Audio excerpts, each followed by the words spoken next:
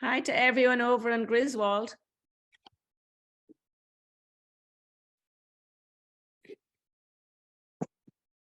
How are you, Van? Good? Good, all good. Over in Ireland? Over in Ireland. Oh, nice. Oh, in Ireland, wow. Yeah, this is an international wine tasting. Did you smuggle the wine over? Or are you using the I Irish pretend wine? I didn't hear that.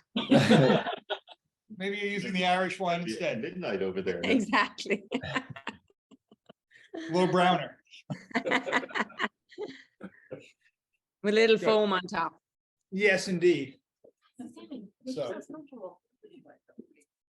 Well, I want to Pouring into welcome the everyone. photo, so just start pouring. Yeah, I'm going to get going here. Here we go. I just want to welcome everyone to our third annual wine tasting event. We are really excited again to have Philippe Newlin with us this evening. Equally as excited to have some new folks here. So thank you to those who are supporting us and about to have a great evening. For those who are rejoining us, thank you. We have some staff members here. We have trustees. We have former trustees, our young professionals. We have a couple of graduates that are signed up for our event this evening, of age, of course. But again, thank you so much for supporting our school and supporting our mission. I think you'll have a wonderful evening guided by Philippe Newlin, who I'm going to turn this over to in a moment. But just before I do, I just want to introduce him. Those who have been with us, you know, Philippe is a wonderful time. He's going to guide us this evening through this South American adventure. It's going to be great. Philippe is obviously well known and renowned in this area. He's done a number of things, including Wine Tasting Magazine. He teaches at Columbia, Yale, the Wharton School, MIT, to name a few. But more importantly, he's an avid supporter of SIS, and he just loves coming back. So, Philippe, thank you, and the floor is yours. Well, thank you very much, Rich. I just want to make sure that everyone can hear me all right.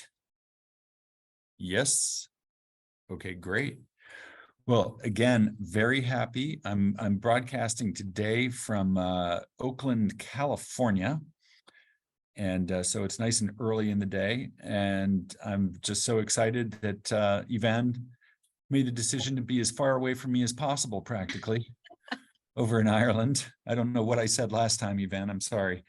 But it's a pleasure once again to be with the St. Ignatius community. I had the absolute pleasure with my wife, Erin, to participate in the Central Park event not so long ago. And that was just absolutely incredible, with wonderful students telling us about their plans. And, you know, that people have gotten into great colleges since that event. So, you know, we see all the efforts that are put in yielding wonderful fruit. And I couldn't be more proud to be associated with St. Ignatius and have the opportunity to do these tastings with all of you. So thank you very much for joining us this evening. I hope that everyone did get their bottles of wine. I know that Helene Burns was doing quality control early, not just on the broadcasting side of things, but making sure that her wines were in good condition. So I hope everyone at this point can do the same. Go ahead and pop some corks and get ready to sit back and enjoy yourselves. One of the things that I would like to say is this can be interactive. There are many of you, and it's so wonderful that as we count up the number of kits that went out, which was just over 100, I see that it's multiplied by 2, 3, 4, 5, 6 people on some screens. So the impact of getting the word out, or maybe it's just the impact of some nice wines. I hope it's both. Seems to be pretty high. So Colleen O'Neill needs to be admitted, and she just has been. Okay, super. So we always try and think up some fun themes. And just by way of background, you know, my name is Philippe. But when I finished college, I thought I was going to go to some French-speaking country to do my Peace Corps service, but I ended up in Latin America. Go figure, right? The US government taking a guy who speaks French and sending him off to a place where I didn't speak the language. So I had to learn Spanish. But as a result, I worked for many years covering Latin America for a number of financial institutions before I finally followed my bliss and got into the wine business. So I've had the opportunity to drink sample the wines of Latin America as a banker, and then go back as a professional. And it's way more fun to do it as a professional, let me tell you. So I have a little bit of background here. And one of the things that we can say, just as sort of a category descriptor for these wines, is, boy, do they pack great value. Latin America is, and when we say Latin America, let me just narrow it down a little bit. Today, we're going to taste from Argentina and Chile. I've tasted from Bolivia. I'll reserve comment. I've tasted wines from Mexico. There's some amazing wines from Mexico. And I think that's about it. Peru is better at Pisco. Brazil is better at caipirinhas and cachaça, although our friend Ms. Bunchen is from southern Brazil, and she would say, but we have great sparkling wine in southern Brazil. We just don't see a lot of it here in the US. So unfortunately, I could not include Brazil. But the truth is, wine is made all over the world, and in Latin America, they make a lot of it, and they export a lot of it. So just giving you a few details, this is maybe my business school side coming out a little bit, giving you a little bit of a framework. I checked, because these things move around, but I just checked before we started, and it would be fun if anyone has a sense, you can unmute yourselves. Where do you think Chile and Argentina rank in the ranking of wine exporting countries? So the question again is, what number do you think Chile is? What number do you think Argentina is in the ranking of top wine exporting countries? I'm not asking you how much they export. I just want to know, are they gold medal, silver medal, no medal? Everyone in the top 10 is a medalist. I'm gonna guess fourth. So I'd say 5 or 6. 5 or 6, I'd say. okay, great. So number 1 is Spain in the Oh. most recent statistics. Number 2 is Italy. Number 3 is France. Number 4 is Chile. And just consider, so I Did think, Mary Fran get a free bottle of wine now? yes, and you will be providing it. Thank you. So we have Chile at number 4, and the population of Chile is rather small. And so they're not drinking it, they're exporting it, a lot of it. And I don't know if anyone had a guess for Argentina, number 1 in the World Cup this past cycle, but in wine, they are number 10.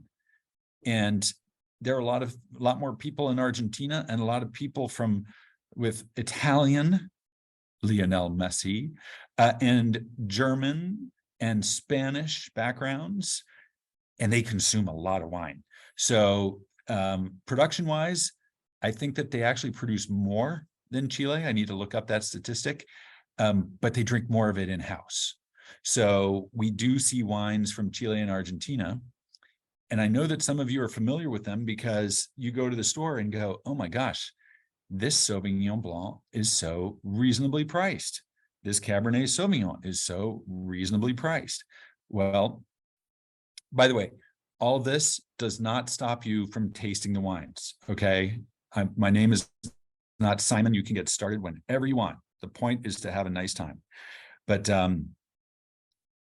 these countries have fantastic situations. They're dry in many parts, which is important for wine production. The vine doesn't like a lot of water. It's kind of a weed. They have inexpensive land, outside of the major cities. They have, good, plentiful labor.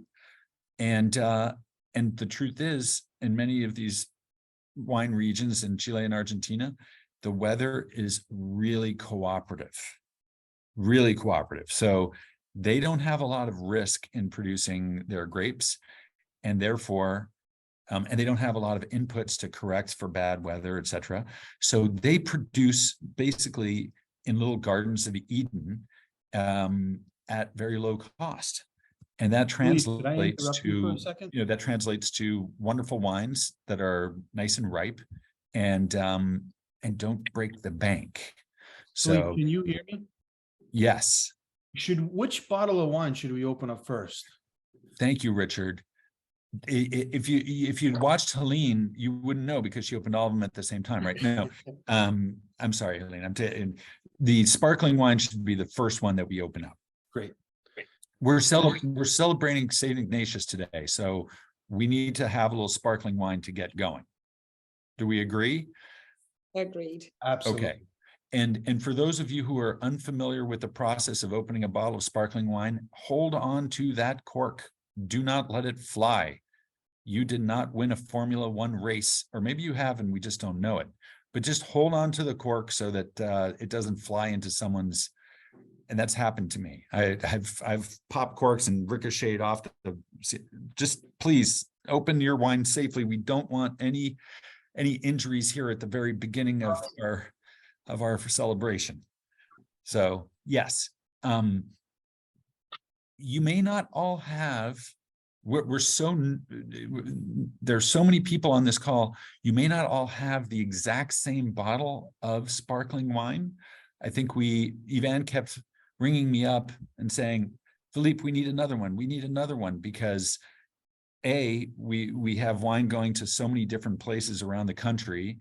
And B, apparently people were buying more than they needed, or I don't know, or maybe Ivan was sending out more, but we had to spread it out over a few different bottles. So don't feel upset if you don't have the exact same bottle as your neighbor down the street. It's entirely possible, but they're all nice bottles. So just to give you a sense of where this first wine is kind of coming from, a little bit of poetic license here, but a place that I had the good fortune of visiting with our son, who went and did an internship in the Chilean wine industry. This is on the Argentine side. I better watch out what I say. It might be on the Chilean side, but let me get to my presentation. Click on this. Oops. Thank you. So what we have is we have these grape varieties that we know, whether it's Malbec, which is actually a French grape variety originally from southwestern France, and now is basically the flagship grape variety in Argentina, or Cabernet Sauvignon, which is planted all around the world. Chardonnay, there we go. And people are still streaming in. They will You not. just let me know. You let me know. You can when, go. You can go to change the the second slide. slide, and anyone who comes in late, don't tell them we had that problem. Okay. So yeah, Cabernet Sauvignon, Chardonnay, Malbec, Pinot Noir, Sauvignon Blanc, Pinot Grigio. These are grapes that we're familiar with, and they are the main grape varieties that are planted in these regions. If we had if we had gotten exotic and gone to Uruguay, I forgot to mention Uruguay before, there's a lot of wine being produced there from Italian grape varieties and also from a French grape variety called Tannat, which is the most prominent grape variety in Uruguay. But we're sticking to some grape varieties that we know pretty well today. So the sparkling wines, Chardonnay, Pinot Noir, and guess what? Those are the same grape varieties that are used in the production of sparkling wines in Champagne and in Burgundy and you name it. In Tasmania, in Australia, they use Chardonnay and Pinot Noir also. On the West Coast, where I am right now of the United States, most of the sparkling wine is made from Chardonnay and Pinot Noir or some combination. So this is pretty, let's call it pretty international in style, but we happen to be growing them in this place. And some of you, if you look at your bottle, it's from Patagonia, Argentina, Patagonia. There's another sparkling wine that we're featuring from Tupungato, which is an area in Mendoza, high Andes. And that makes sense that we're in these coolish places, just like Champagne is kind of cool from a climatic point of view, because sparkling wines benefit from that nice acidity that comes from grapes that are grown in coolish climates. So did everyone manage to get the cork out of their bottle? Or did you turn to someone to your left or right and say, you do it? Everyone has a little bit of sparkling wine in their glass? So Yeah. Helene, I know you have sparkling wine in your glass. Can we raise a toast to this? We were talking with Rich before the call, and apparently St. Ignatius has had a very strong start to the year, stronger than last year when kids were coming back for the first time live. Now, after a summer retreat, it sounds like there's good integration. Teachers and students knew each other going in, and things are going well. So I think it's the right moment to raise a glass to all those involved in St. Ignatius to say, wonderful, we're back. There you go. And Cheers. to you, Philippe, for doing this for us. Thank and getting you. us all together. Thank you. It's a pleasure. I'm just, all of you are all together already. I'm just the talking head that allows you to drink together. I mean, taste wine responsibly together. Okay. Don't worry, Helene, I wasn't talking to you. So has everyone tried the sparkling wines? We're not in Champagne. Okay. I was warned that there's a group here of real wine aficionados. We're in Latin America. I'm not saying that Latin America doesn't have some very, very good sparkling wine. We're having some reasonably priced sparkling wine, but hopefully it's enjoyable. And it's the sort of thing that I tell my students all the time. I ask them, what do you drink with your hamburger or pizza or Chinese takeout, or what do you typically drink? And the answer is a sparkling beverage called beer. And I ask myself the question all the time, why can't I upgrade to a sparkling beverage made from grapes? Lower calories, taste better. I'm not doing an ad for Bud Light. We don't drink enough sparkling wine. It makes us feel good. Tell them what you do at the end of the Columbia wine school when you do the not just Champagne. Columbia. We do it up in New Haven, and up in New Haven, they tend to be more pizza. But I had a student a number of years ago challenge me and say, he was a Princeton guy, so he was used to challenging people. He said, hey, you all say that sparkling wine goes with everything. How about burgers from Shake Shack? I said, let's do this. And it's become a tradition. Every semester, whether it's up in New Haven or up in Morningside Heights, we have Shake Shack champagne, and it's a tradition. So whether it's takeout sushi, boy, does champagne go great with sushi. I did that last night. Oof, almost didn't make it to this call. Or pizza, or you name it. It's like beer. It goes with everything pretty much. And if anyone here wants to know which champagne I drink with steak, I don't eat steak anymore, but I can recommend a really good champagne to go with steak. So I know I can't go to Latin America anymore because I don't eat barbecue, but that's neither here nor there. Champagne, sparkling wines go great with so many different foods. And we tend to drink them when we celebrate. We tend to drink them at weddings, receptions, etc. Why not just drink a little bit on a Tuesday night? It's a historical fact that during the darkest days of England's battle in World War II, under the Blitzkrieg, etc., the man who said, never give up, drank at least a bottle of champagne a day. I mean, thank goodness, because he really helped to get us through that mess, right? Winston Churchill has a wine named after him. The house of Paul Roger in Champagne, their top champagne is Cuvée Winston Churchill.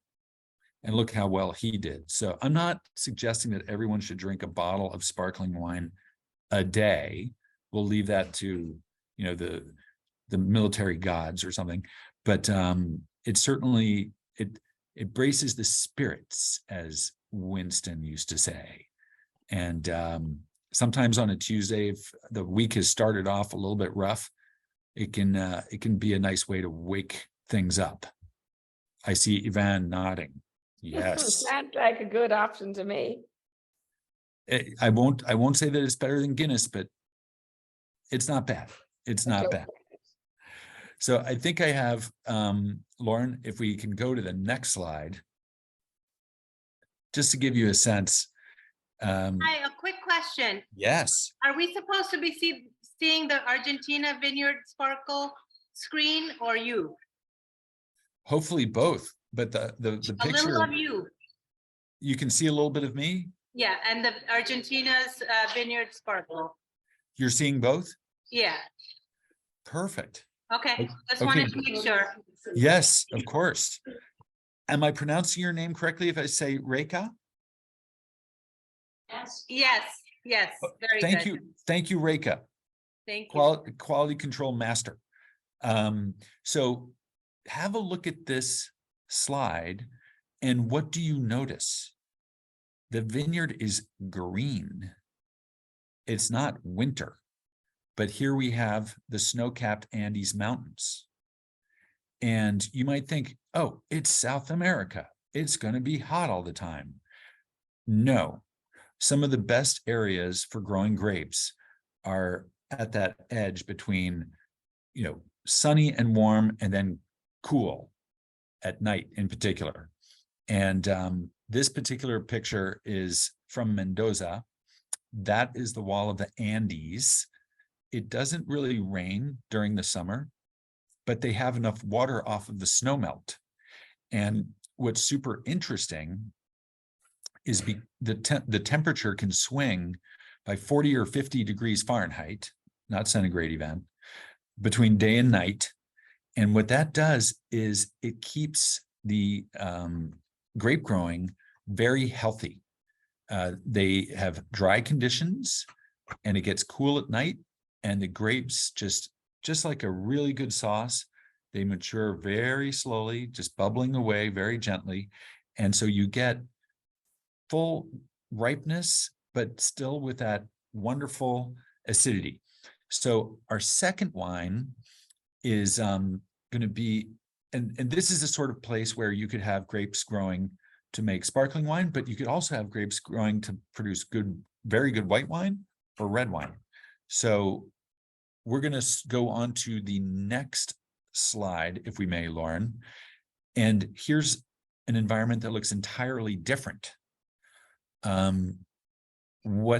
Chile is very famous originally for producing good hearty reds to go with the barbecue. We don't have a Chilean red today, but we do have a Chilean white. So all of you should have a Chardonnay. And what the trend in Chile and Argentina over the last years has been to go from hotter areas to cooler areas. I wonder why that is. Does it have something to do with global warming? No, not so much, although global warming is shifting things around a bit. It has much more to do with the leaning towards pairing wine with food. If we're drinking big reds here in the States, because we're used to drinking those big Napa Valley reds or those big buttery Chardonnays, that was kind of in an earlier phase of our wine culture development, where we were drinking wine to drink wine. And now that the US has become super interested in food, many parts of the US, not all, but people are looking for wines that are a little bit more food friendly. And by that, wines that have a little more acidity, a little more freshness, not so rich and ripe, things that can marry with food rather than overwhelm food. And let's not forget, Chile doesn't have a very large population. I should Google the population, or maybe someone could Google it and just put it up in the chat. But it's probably, I'm going to say something silly. It's less than the number of people in Texas. I'm pretty sure that that's true. But they have perfect conditions for growing grapes, and they export, number 4 in the world. So what are they exporting? What we want, what the world wants. 20 million people in Chile. Thank you, Ann Sullivan. So they're exporting what people want. Oh, more precision. Eleonora is 19.49 million. Thank you. We're getting close. If we can get down to that last. So they're exporting, and just for fun, what other country has a very small population and exports a ton of wine? Used to export a lot more to the US. Not so much anymore. Still exports a lot. Australia, the empty continent. Great conditions for growing grapes. Lots of beer drinkers, some wine drinkers, plenty of wine to export. So back to this photo. What's going on in Chile and in Argentina is they're looking for cooler areas to grow their grapes. And one of the favorite places in Chile, there are 2 things that you can do. You can go to the coast, because the closer you get to the Pacific's cold currents, with all that Pacific fog, and here you can see kind of the fog creeping in, that's going to lead to cooler growing conditions and grapes that take longer to grow and have fresher levels of acidity, a little less ripeness.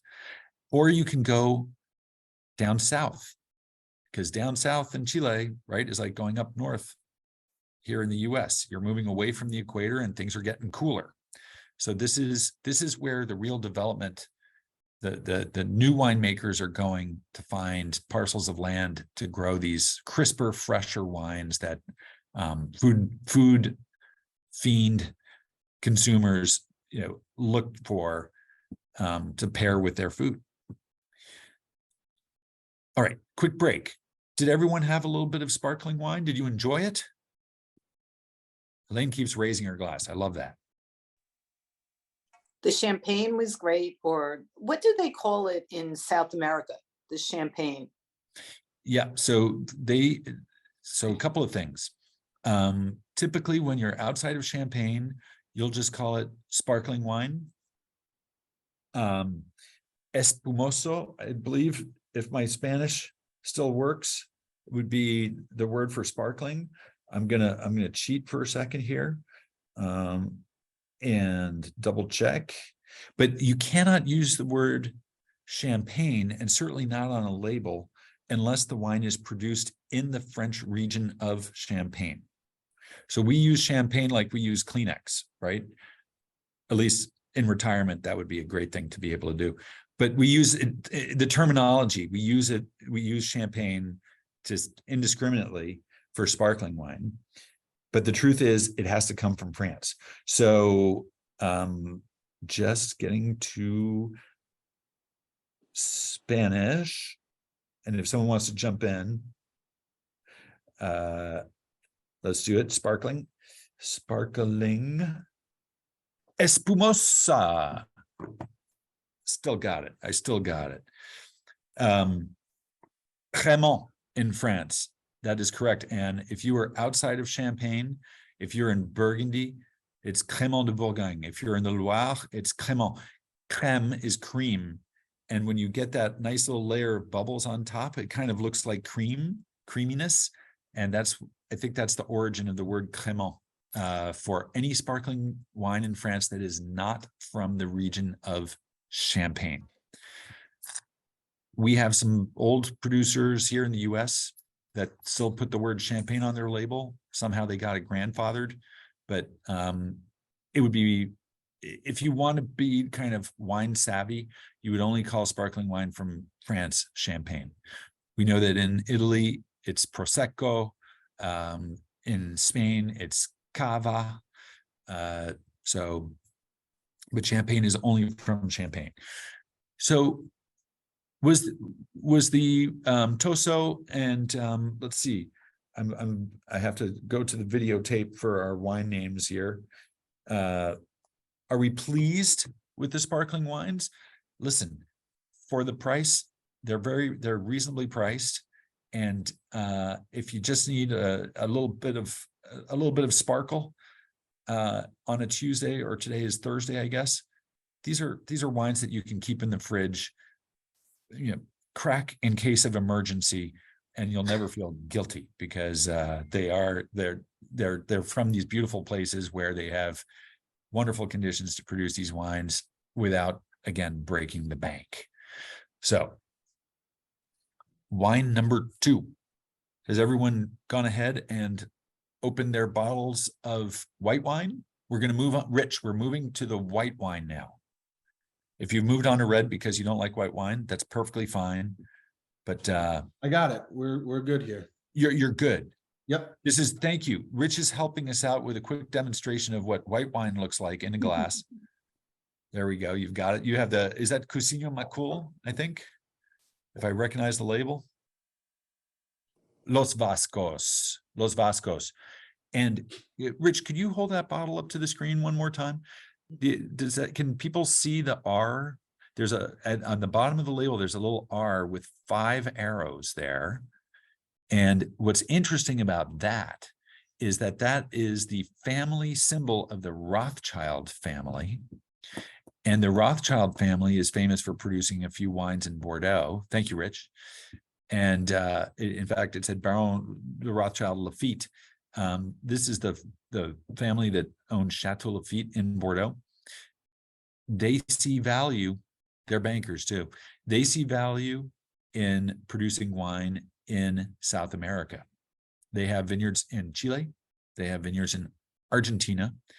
And it's kind of interesting to note that a lot of producers from the old world have purchased land in these countries because they can produce great wine. And the really fun thing is they can have the same winemaking team that makes their wine in France or in Italy, because there are a bunch of Italians also in Latin America. The harvests are at different times of the year. So your winemaking team might be harvesting in our fall, right? Up here in the Northern Hemisphere. And then they go down to South America and they harvest in what would be spring for us, but fall for them. And so they can get more productivity out of their winemaking teams because they have land in places where the grapes are harvested at different times. But more importantly, they see that the value proposition of producing wine is a good one because they can produce real quality wine in Latin America with at a much lower cost. So they can offer very well-made wines from very, very nicely grown grapes at reasonable pricing. And it's kind of interesting because there are such good wines that are being produced, at a world-class level in these countries. And the producers they're using every trick in the book. And by trick, I mean every technique in the book to make the absolute best quality wines. But they have a hard time selling them at premium pricing because we're also used to that inexpensive bottle of Chilean Chardonnay or inexpensive bottle of Argentine Malbec. And yet they're producers producing 99, 100 point wines. And the American public or the French public's always difficult. They just want to drink French wine. But people in wine producing countries here in the Northern Hemisphere, they're like, oh, How can you try and charge $100 for the best Argentine wine? That's ridiculous. When a middling California Cabernet these days costs $100. So there's real value in these places. Okay, so second wine, Rich, did you try the white wine? I did. You did. I did. Do you like white wine? I don't normally Just say drink yes. white Just say wine. yes. Oh, sure. Yes. I prefer red. So I'm looking forward to the next bottle. But the Well- white wine is great. I mean, no complaints. Listen, I feel like it no would com- go great with a nice fish. Like There you go. You know, something like that. So in Chile, we have the longest navigable coastline in the world. I could have, Rich, if I had been mean, I would have asked you that as a trivia question. Which country has the longest? And some of you might say, wait a minute. There are countries that have longer coastlines. Doesn't Russia have like a really long coastline? Yeah, it's not navigable. It's blocked up with ice. When I worked in finance, it was very interesting. We oftentimes were selling Japanese yen for Chilean companies because besides selling, I guess commodities are usually sold in dollars, but they would sell a lot of fish to Japan. It's the longest navigable coast. So back to what you were saying, Rich, it would go well with fish. And Chile has a lot of fish. They haven't sold everything to the Japanese yet, but for the Japanese market, I should say. So yes, with a nice fish, let's take this a little further. Let's see. Let's check Rich's wine knowledge. You are allowed to phone a friend. What fish would you like to eat with the wine that you have in your glass? And it's totally subjective, Rich, so the answer cannot be wrong. I actually don't know. That's the I was best gonna answer. say a Chilean sea bass, but it's probably not Chilean, the sea bass. So I think I just don't know is an invitation to someone to like experiment with different fishes so we can figure out which one works best. gotcha. But I would tell you that that Chilean Chardonnay, I'm already dreaming of summer because here in Northern California, I don't know if you guys know this, but the county of Los Angeles is going to have a snowstorm tomorrow. Did you guys see this on the news? Los Angeles is under a blizzard alert for tomorrow. I told our daughter, who grew up in Connecticut and Colorado, be careful. She said, Dad, I know how to drive in the snow. I said, that's not the point. The people that live around you in Los Angeles do not know how to drive in the snow. As someone who lived in Los Angeles for a few years, many years ago, they don't even know how to drive around in a hard rain. So, well, in all fairness, there's so much oil accumulation on those dry roads that after the first rain, all that oil comes up. So we're going to cut them a break. But I think that's kind of true. Anyway, my daughter doesn't really know how to drive very well either. So no matter what the conditions. So I said, just work remotely tomorrow. I don't know how I went off on that tangent. It's what I do. So I was going to say, I'm thinking of this cold weather, pining for warmer weather. I think this wine, and I'm happy to get feedback from other folks, would go great with a lobster roll in a good hot dog bun, the traditional way, right?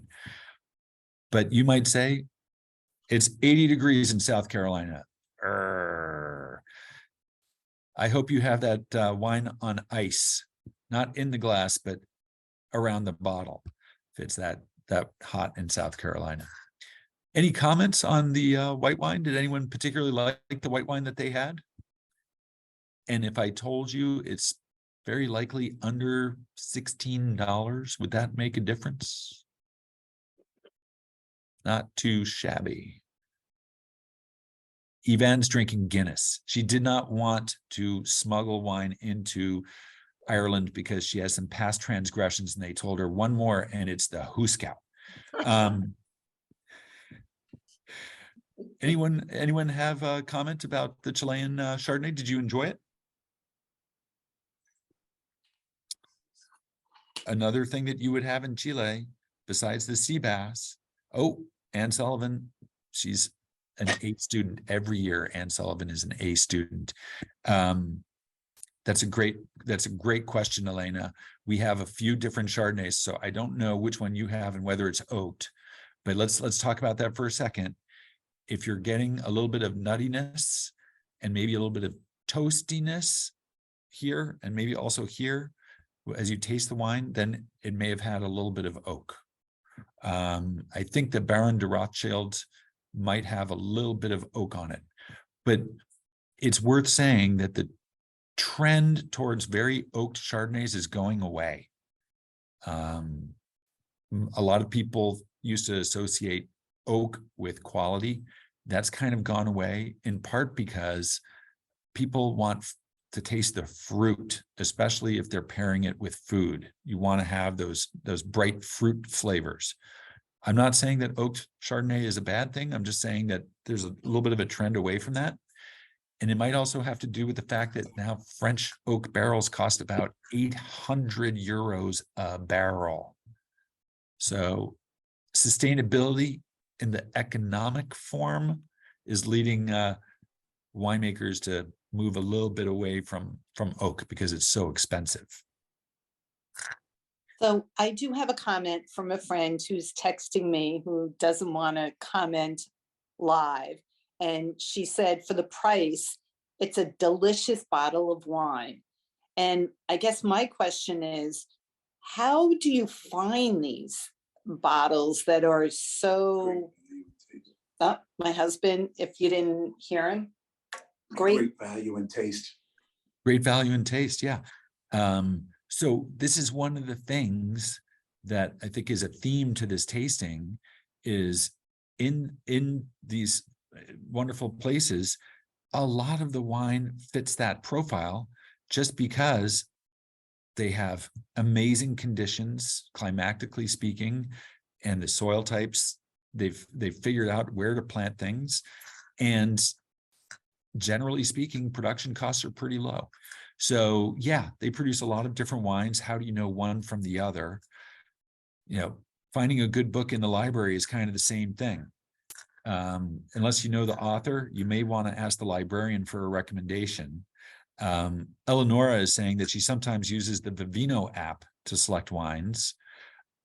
I would be remiss, all of you received a wine.com box with your wine. I'm here at wine.com headquarters, and I just in case my boss is in a meeting room just down the way, so he may be listening in without my knowing. If you go to the website, you can actually scroll. Well, you can see a lot of information about the wines. In fact, I should be doing this as I'm talking to you about these wines. I could just be on the website to get full detail. But you can also find a little bar where you can indicate the price range that you would like and indicate the score. Now, scores are subjective, but you can go ahead and play around with these little sliding meters to say, okay, I'm looking for a Chardonnay from Chile under $20, more than 92 points. And you'll get a list of the various options. So, but yeah, it's there's so much good wine in the world that it can be a little bit overwhelming to pick out what you think might work best for you. But oftentimes these days, information is so widely available. If you just scratch the surface and look at the descriptions, you can figure out if the fruit profile or the oak profile is what you're looking for. And I always say buy 6. Why buy 1? Buy 6 different ones and try them with your friends. Okay, this COVID thing, we hope is almost over. We're having people over. What's this concept in food? What is that called? A party where everyone brings a different dish? Potluck. Potluck. How about bottle luck? Can we get that started? bottle luck evenings, pot and bottle. Wine is for sharing. At least that's my view. I always have about 4 or 5 bottles open in the fridge anyway. And I make sure that I do when I leave on a business trip. Otherwise, I get an emergency phone call and I'm worried about the kids, but it turns out it's just, what wine am I allowed to drink? Because there's expensive stuff that's being tucked away for special occasions, and some of those have been drunk in the past by accident. Anyway, I hope I kind of answered your question, Helene. A little bit of homework. The kids at St. Ignatius probably would have given you that answer if you had asked them, how do I figure something out? Do a little bit of homework. All right. Are we ready for some red wine? I did hear from Rich that he's got the shakes for some red wine. I'm sorry, Rich. I didn't say that. No So the shakes. next one, No shakes. yes. No shakes, but No shakes. No, I didn't say that. So the next wine is going to be our red wine, and it's the most favorite, for many people, most favorite grape variety that we find in the Napa Valley, that we find in Bordeaux, that we find in Super Tuscans in Italy, that we find in Argentina and Chile in spades. We're not doing Malbec this evening because I think all of you know Malbec. If you don't know Malbec, you've stayed home longer than the 3 years of COVID. So we're going to try a little bit of Cabernet Sauvignon tonight. We know that Argentine barbecue is a big thing. Brazilian rodizio is a big thing, eating a lot of meat. Chile, if it's a Sunday, you can smell the embers and the meat from everyone's back patio. Meat. And Cabernet Sauvignon is one of those king grapes to go along with that type of protein. I'm not saying you need that protein to drink Cabernet Sauvignon. I'm happy drinking Cabernet Sauvignon sometimes with a good fish, with a mushroom sauce that has some red wine in it. That's just fine. But this is the, unless you're Italian, this is the king of grapes. If you're Italian, then Nebbiolo from the Piedmont is the king of grapes and the grape of kings. But Cabernet is essentially the #1 selling red grape variety in the United States at above a certain price point. And so I thought we should do a Cabernet. So we go back to Argentina, and I'm pretty sure that the Cabernets that we chose, here we go, are from Mendoza. And saying a wine is from Mendoza isn't saying a whole lot because Mendoza is huge. The area of Mendoza is huge. What distinguishes it and makes it such a good area for producing red grape varieties is that it's sunny every day. Every day there's sun.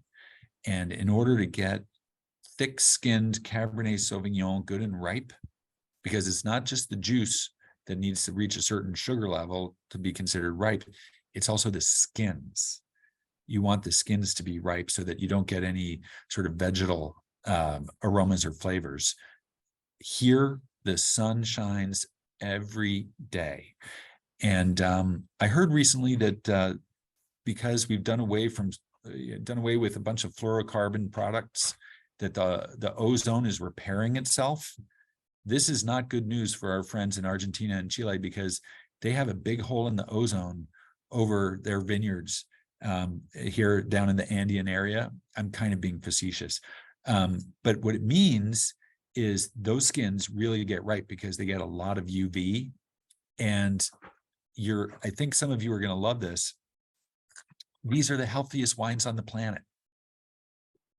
I'm not making a statement that wine is healthy for you. That would be irresponsible. It's healthy for me and my mental state, but I'm not going to share that in any detail with you. Don't worry. What I mean is these are the grapes that have the most resveratrol. Some of you ladies who buy special creams, and I have one at home. How much did you pay for that cream? Anyway, it's what you want, sweetheart. Resveratrol is an element that we find in certain things, which is essentially a super antioxidant. There's a wonderful story about a Bordeaux property where the daughter asked the parents, "Can I take all of the grape skins that you're throwing away or putting out there to, make compost? Can I take all of those grape skins?" And the parents said, "Sure. What do you want the grape skins for?" She now owns the fastest growing cosmetics company in France. I think some of you have heard of Caudalie, Caudalie, Caudalie products. It's made from grape skins because antioxidant. So when you drink this Argentine wine, you are taking in these antioxidants from those thick skins, and it's kind of like drinking a lot of pomegranate juice. The French paradox, some of you may remember this, it's because they drink a good amount of red wine and they have lower levels of bad cholesterol. So not only is it good for this part, not the wine, don't start trying that, but drinking wine that has high levels of resveratrol, Chile and Argentine reds, it blows out bad cholesterol. Ivan is excited, I can tell. And maybe that's why they can eat all of that beef in Argentina and still play soccer like gods. I don't know. But here we are in Mendoza. We are at altitude. Those mountains in the background, anywhere. Yay, Colleen is liking the red. These mountains go all the way up to, I think, the highest mountain in the Andes, which stares down at vineyards on the border between Argentina and Chile, is over 22,000 feet high. If anyone wants to throw the name of that mountain into the chat and show how smart they are or how geographically knowledgeable they are, that would be great. I can give you 30 seconds and then I'll tell you the name of the mountain. But that's why in a previous slide, we saw green leaves and these snow-capped mountains, because we are at high altitude. And that makes a difference in grape growing, as I was saying earlier. Okay, the Cabernet is delicious. Question. Yes, So yes, Elaine. Different. Wait, Elaine. Elena must be recognized because she correctly identified Aconcagua. She didn't spell it correctly, but I'm guessing that that's what she's saying. Aconcagua is the highest mountain in the Andes, and just for fun, because this is to benefit an institution of learning, of education. It is the highest peak outside of we can pronounce it the British way for fun, the Himalaya range.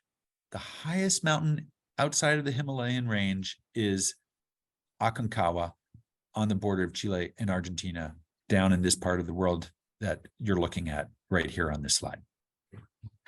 Helene, the floor is yours. Just a question. So when they plant the grapes or when they grow them or pick them, is it a vast difference from anywhere else because of where they are and the temperatures and everything? Sure. So, when you're in a warmer climate, you're going to have a shorter growing season. But the growing season here might be a little bit longer than, say, in a Bordeaux, where it's a little bit more temperate. Here you have these radical heat and cold levels, but typically it's only a question of a couple of weeks of difference. So it's not a big difference. What you do find is you in areas at higher altitude, you typically retain more acidity. And it's interesting because this is probably what makes this Cabernet so interesting to some folks, is you have this rich fruit that comes from plenty of sun exposure, and yet you still have freshness. It doesn't feel like it's, dried up fruits. Sometimes you get some wines from very hot places and the red, it almost tastes of raisins. If we think of Zinfandel in California, sometimes people leave the Zinfandel to ripen really, really long, and some of the berries actually turn to raisins, and you get these wines that are kind of heavy. Here, there's always this sense of freshness. At least one would hope. And hopefully not too much oak. And that's one thing. With the oak, when you are buying wines that are sort of below a certain price point, there's less likelihood that they will have been aged in a lot of oak, because oak's expensive. So if you like a lot of oak, you can go ahead and do your homework and find wines probably above $30, $40 in Argentina or Chile that will have a good dollop of oak. But below those price points, you're typically going to feel more fruit forwardness, more fruit purity, and less of what the French sometimes call mascara. Too much oak is like mascara. You can't really see the natural beauty. I have to be careful what I say. This is what the French say. I'm just repeating what they say. So I hope that this wine is giving you not just pleasure, but it's also awakening your appetite, and hopefully you've got some food. I can talk about alcohol and wine. That's a question. Just before you do that, you missed one comment that you turned a white wine drinker that liked this. So Fantastic. I think that's because I think that's a big contrast. Usually people that like white, and then this is a really, it's a heavy cab. It's not a light one. So I think you've done a great job. Elaine, can you show us which bottle you're drinking? I'm just curious. That was Brittany, though. Brittany made that. And we can have Brittany show us which Yeah, bottle. and she's Brittany drinking. is a graduate of SIS who works for our local assembly woman, Amanda Septimo. So I just want to shout Brittany out as well. Hi, everyone. Thank you, Mr. Darrow. Appreciate it. So Brittany, you're enjoying this red? I am. It's really good. Me and Petty both are. Petty's the mom of 3 other SIS grads, so we're having a good time. Oh, that's great. Thank you. How great is this? Wonderful. Thank you so much for joining. Did the 3 other SIS grads, are they in the house, or are they like spread out? No, my cousin, she was supposed to join too, but she actually goes to grad school in California, so she's like a little bit behind, and she couldn't join us. But I'm gonna tell her all about the wines. So, okay, so she might be in the classroom right now. And the other 2 are still underage. The other 2 are still underage. They are not allowed to taste the wines. So I do it for I was going to ask to see some ID because you look so young, but I'm going to allow you all to self-police each other. And Ann Sullivan is saying that Amanda, me, so. Go ahead, Brittany. I'm so sorry. No, it's okay. Trust me, I'm old enough. I haven't had much time drinking wine. I wasn't talking about you. I was talking about the lady sitting next to you. Oh, thank you. No, I love wine. My favorite is red one, but I tried the first one, the sparkling one, and my husband was telling me, "Oh, that's champagne." I said, "No. That's wine." That's what my wife says to me all the time. No, Yeah, I'm really so good. glad you're enjoying the wines. Someone said Amanda is her former student. Yeah, I'll definitely bring her next year for sure. We'll be there. Fantastic. Now, someone said that they have a Cabernet under the label Decero, D-E-C-E-R-O. You're looking at the vineyard. This is the Decero vineyard right here. This is it. This is where those grapes came from. So those of you, and in Spanish, de cerro means from zero. So it's interesting because this was a tumbleweed patch of desert, high desert. And a Swiss family decided that they wanted to produce wine in Argentina. And they bought this piece of desert and they started it from scratch, from zero. And that's why the winery is called De Cerro. It's also probably because the family's name is Schmidt-Heine, and that's kind of more difficult to say. So they decided that De Cerro probably worked better. But if you have the wonderful opportunity to go and visit wine country in Argentina, it's so amazing because a lot of these folks at their wineries will have these back patios, and you can sit out on the back patio. You can enjoy the wine, sometimes with food. Some of them also serve some food, and you're looking at this view. This view. You can't find this in the Napa Valley. I mean, there's some very nice views in the Napa Valley, but you're not going to see snow on, well, maybe in Los Angeles tomorrow, but you're not going to see snow like this in the Napa Valley. Are we So I pleased? think that's the perfect segue for me. Okay. So I think everyone that's been on this video, Zoom, whatever, has enjoyed it. And I know I'm catching you a little off guard, although I've asked you, this is my third year in a row. I want, if we could offer out one wine tasting to someone out in the crowd, and we'll start auctioning it off. I'm We'll you know me, Elaine, I'm always happy to help. So what you're saying is I'm going to have to get on my bicycle and I'm going to have to travel to somebody's place, the one that has training wheels, so I can get home afterwards. And I'm going to discuss, present, enjoy the wines with a group of big St. Ignatius supporters who would like me to help them learn a little bit more about wine. Oh, we already have a bid. We didn't even start. Thank you, Ann Sullivan. So let's go with it. So we have $500 up. We went up to 1,000. Thank you, Anne Colleen. Up 1,500. Matt Scouten. Good to see you, Matthew. Texas. That might be hard, but we'll try it. Oh my gosh. We keep going up.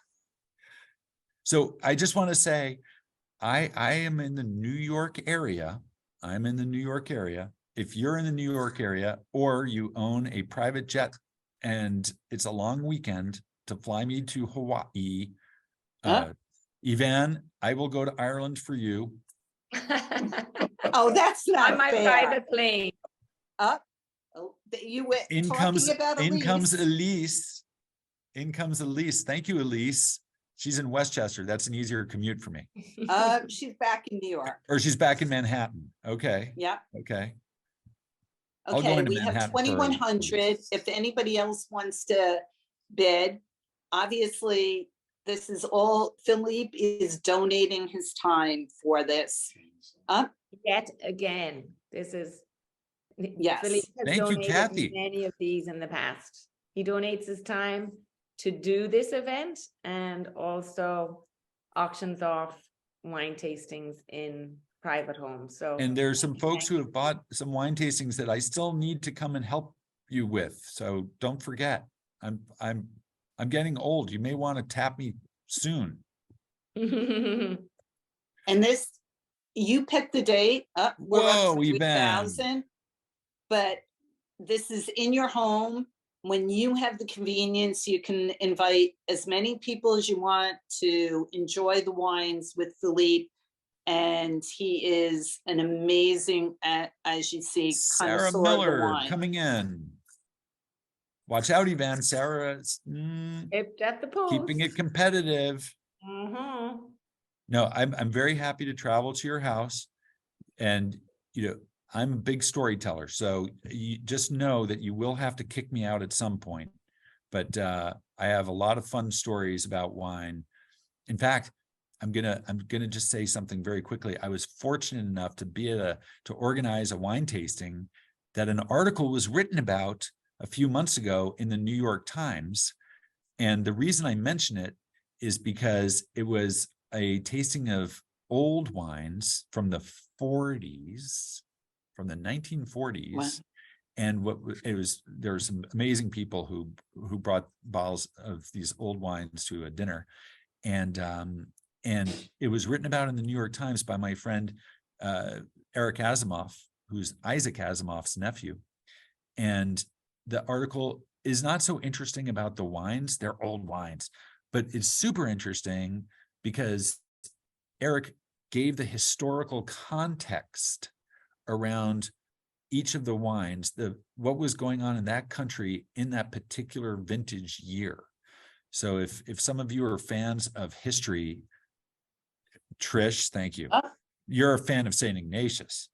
If you're interested, Fiona, it was Trish, Fiona, I'm not sure who. Both. Yeah. But yeah, it's a fun article, and I don't know again if they're history buffs, but a really cool. They are. Article. I'll see if I can pull. So we're right now at $3,500. Rich, what do you think? That's pretty good. Okay, I think we guys. can do a little better. I agree, Rich. We were looking for just a little bit more. We won't tell you what this has gone for the past 2 years, but we are thinking, we're just hoping a little bit more. It's a very generous community. I'm already excited. I'm always excited to do this for the school. And just for fun, this is the name of the article. Oops. If anyone is looking for it and it's not working. Echoes of a World War in Wines. Echoes of a World War in Wines in the New York Times. And if you have any of those wines, I will pay to come to your house I'll make a donation to St. Ignatius. Whoa, Kathy Clemens at 4,000. Thank you, Kathy. Amazing. Yeah. Amazing. Where are the men? Where are the men? All of these ladies are bidding. Are you guys holding back? You're holding back because you want to come in at the end? What's the strategy? So there's 5.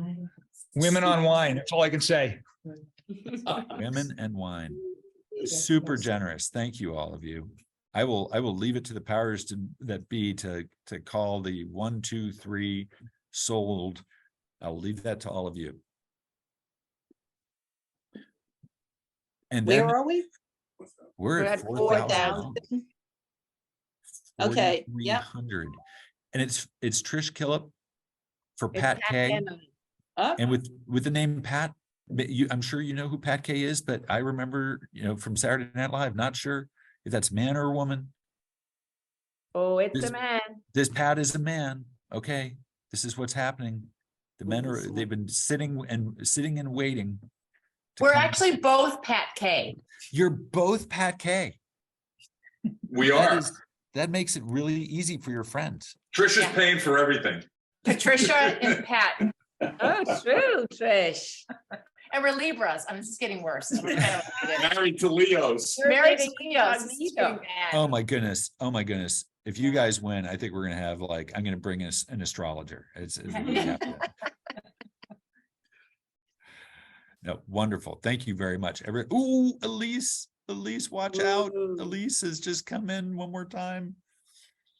Elise, we must say, Helene hasn't said it, but if I give her 2 more minutes, she will. Elise's brother, Elaine's son, Luke, was in my class at Columbia, and that's how we're all here this evening. And you have to do a shout out. Elise, that was disrespectful, Elise. What happened? I love you, Pat. Thank Come on, you. we can get it to 5,000. Whoa. Nice round number. Yvan throwing down the gauntlet. Is that your bid, Yvan? Is that what you're? Nope.